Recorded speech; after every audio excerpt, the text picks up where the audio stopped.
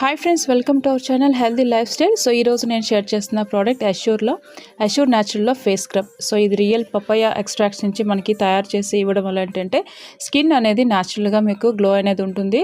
So dead skin cells అనేది remove చేస్తుంది, skin సాఫ్ట్గా రేడియంట్గా తయారు చేస్తుంది. సో ఇందులో యాంటీ ఆక్సిడెంట్స్ రిచ్గా ఉండడం వల్ల ఏంటంటే మీకున్న స్కిన్ ప్రాబ్లమ్స్ ఏవైతే ఉన్నాయో పిగ్మెంటేషన్ ప్రాబ్లం క్లియర్ చేస్తుంది.